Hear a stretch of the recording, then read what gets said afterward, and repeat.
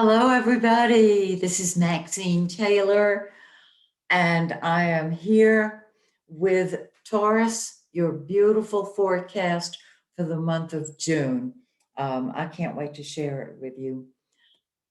And before I do that, I want to remind you that my latest book is available on Amazon. It's called Hidden Messages in Your Birth Chart. It's an update of a book I wrote that was published by the American Federation of Astrologers several years ago to help the astrology student and the professional astrologer read their own and their friends and families and clients' charts from the standpoint of what the childhood programming is, because it's that programming that runs our lives until we see it and let go of it. Well, it's legible, it's visible, it is described in our birth chart. And this is my passion. I've been studying programming for, oh gosh, 40 years. And the more I learn about it, the more I love the fact that as astrology students and professionals, we've got a tiger by the tail. All right, Taurus, let's talk about your awesome forecast for June. Well, as you can see, this whole area of the chart is activated. This, first of all, the second house, which is your house, the Taurian house in the natural zodiac. This is the house of money. And I know everybody's ears perked up when I said money. Um, let's start with that second house because it's so powerful. First of all, Mercury, as we know, the planet of communication, correspondence, and transportation, is retrograde. And whenever Mercury is retrograde, which it is 3 times a year, everything is confused and unsettled. And we do not want to start a new project under a retro Mercury. Instead, we want to tie up the loose ends of projects that we have not completed. And now, Taurus, I know you have got stacks and drawers and closets full of unfinished projects. It's the nature of Taurus. This is a terrific time to complete any of those projects that can bring you money. And we've got an eclipse in that house as well. So, but I'm getting ahead of myself. Mercury is going to go direct, meaning it will come out of the retrograde on the 22nd. However, it will move immediately into the shadow of the retrograde, and it's going to stay in that second house all month. The shadow of the retrograde feels just like the retrograde, but Mercury is not retrograde during that time. I consider it a second chance at completing those projects that you have continued to put off. Do one of them. You feel so good, you might even want to do another. So, when it comes to money, focus on money, particularly plan for when Mercury goes direct on the 22nd. Now, the sun, the yellow planet, is the giver of life. This is the center of our world, and it has been in your second house of money. And some of you have done beautifully during this time period. When Mercury was in the first shadow, goes into the prequel shadow, uh, it's the shadow of the retrograde before it goes retrograde. Then, when it's retrograde, of course, everything's confused and, bass backwards, Then Mercury goes direct, and when it goes direct and out of retrograde, it moves into the shadow, the after retrograde shadow. Well, the sun has still been in your second house, adding its light to your financial picture. On the 20th, it will move into the third house. And this is a terrific time to share your ideas with people. If you're writing a book, this is a wonderful time to complete it. It's a great time to just get online and talk to people you know and care about.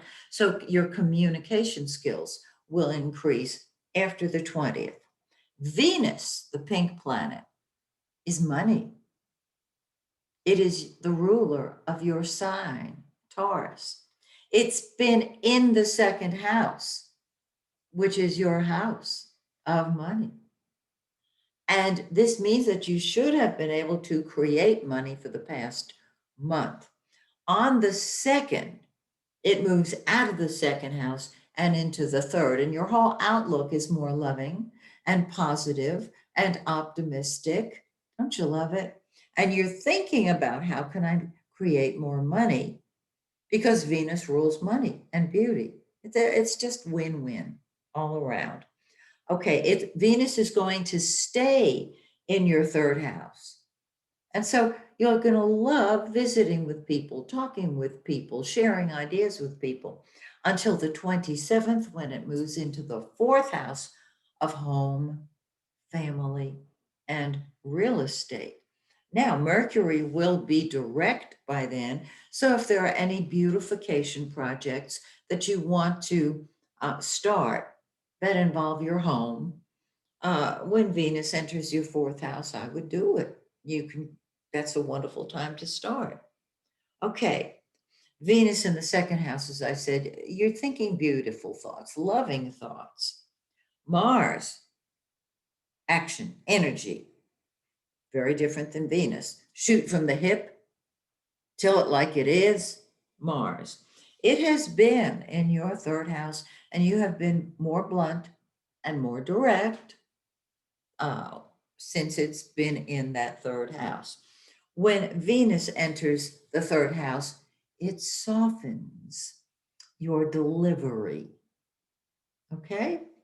On the 11th, Mars moves into your fourth house, and you're being very direct and very blunt with your family. And wherever Mars is, that's what you fight with and fight for. Okay? It's also what comes first to you. So there can be situations in which you're putting your family first. Super. After Venus moves in on the 27th, there is more love that you'll feel toward family members. All righty. Let's talk eclipse.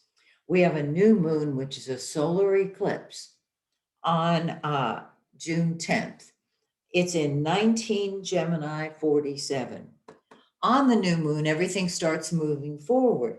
It's in your second house of money. Come on. You have a monopoly over this area. This is your house this month, primarily because of all the planetary action there, but also because it's the house that Taurus rules in the natural zodiac. So it has added power. Okay, things are starting to move forward financially. While Mercury's retrograde, there's still confusion. Tie up loose ends. Get confusion out of the way, especially where money is concerned, because 3 to 4 months from now, when this eclipse is at its peak, that's when it's going to really kick butt. It's going to be awesome. Then the moon continues to grow, and 2 weeks later, we've got a full moon. It's not an eclipse. It's in your ninth house of the big picture, the higher mind, long distance travel. When your ninth house is triggered, you see options you didn't even know you had before. It's on the 24th. That's when things come to a head on the full moon. It's in 3 Capricorn 28. So what you're going to do is take this full moon, as I've described it, find 3 Capricorn 28 in your birth chart and combine the two. And there is your glorious picture for June. So I hope that you will join me next month when once again we take a look at your personal forecast. Until then, this is Maxine Taylor saying, may the stars shine brightly on you and yours. Bye for now.